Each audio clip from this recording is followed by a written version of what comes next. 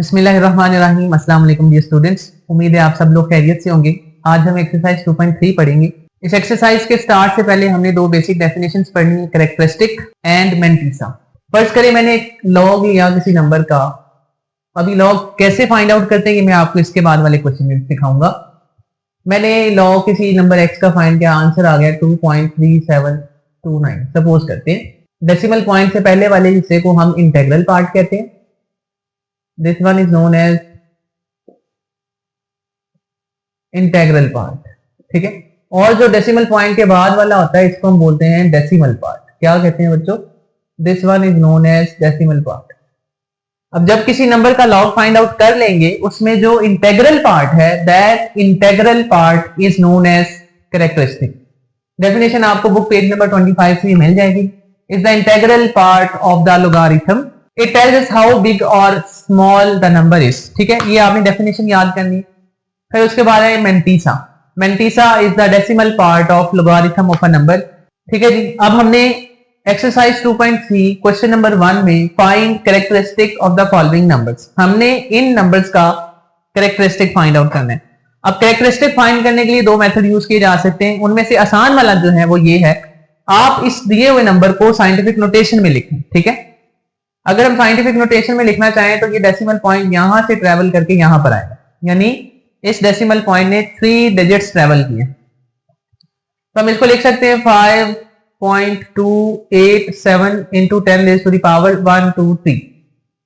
तो ये 10 की जितनी पावर आ रही होगी, अगर 10 की पावर 2 आ रही तो कैरेक्टरिस्टिक 2 हो गया, अगर 10 की पावर 3 आ रही तो कैरेक्टरिस्टिक 3 हो गया। अब हम यहां पे लिख देंगे कैरेक्टरिस्टिक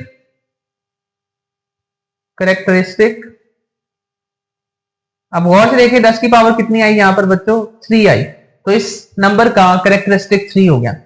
अगर इसमें देखा जाए तो डेसिमल पॉइंट को after first non zero digit होना चाहिए था, यानी 5 के बाद होना चाहिए था। तो अगर मैं इसको ट्रेवल करवाऊं और इसको साइंटिफिक नोटेशन में लिखूं तो 10 की पावर +1 आएगी। तो हम इसमें लिख रहे हैं कैरेक्टरिस्टिक इज इक्वल टू +1। सही है। अगर मैं इस नंबर में देखूं, हमने ये कहा हुआ है जब भी हमने इसको साइंटिफिक नोटेशन में कन्वर्ट करना है तो डेसिमल पॉइंट पहले नॉन जीरो डिजिट के बाद होना चाहिए था। इस बार ये decimal point left to right move करेगा और 5 के बाद आएगा। तो अगर 5 के बाद आएगा तो इसने कितने डिजिट्स ट्रेवल किए? 1 2 डिजिट्स ट्रेवल किए। तो हम इसलिए लिखेंगे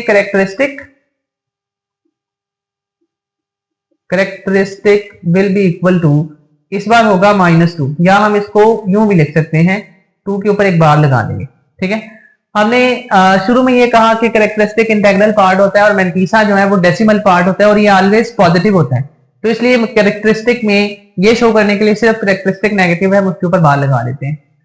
अब इसमें अगर देखा जाए तो डेसिमल पॉइंट को पहले नॉन जीरो डिजिट यानी 2 के बाद होना चाहिए था। अगर हम साइंटिफिक नोटेशन में कन्वर्ट करें तो फिर इसमें डेसिमल पॉइंट 2 डिजिट्स ट्रेवल करेगा। ठीक है, अगर 2 डिजिट्स ट्रेवल करेगा तो 10 की पावर भी +2 आएगी। तो इसका मतलब ये हुआ द कैरेक्टरिस्टिक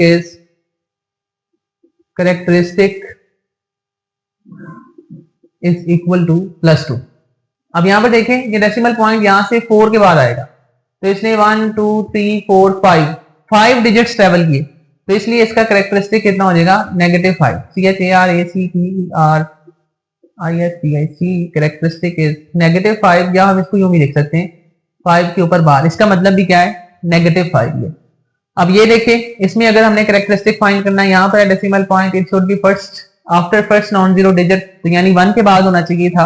कितने डिजिट्स ट्रेवल किए? 1 2 3 4 5। तो कैरेक्टरिस्टिक कितना हुआ बच्चों? Then characteristic is equal to +5। तो ये हमने बड़ी ही आसानी से एक्सरसाइज 2.3 का क्वेश्चन नंबर 1 सॉल्व कर लिया। तो आप लोग इनकी प्रैक्टिस जरूर करें, अगर प्रैक्टिस करेंगे तो इंशाल्लाह ये आप लोगों को आ भी जाएंगे।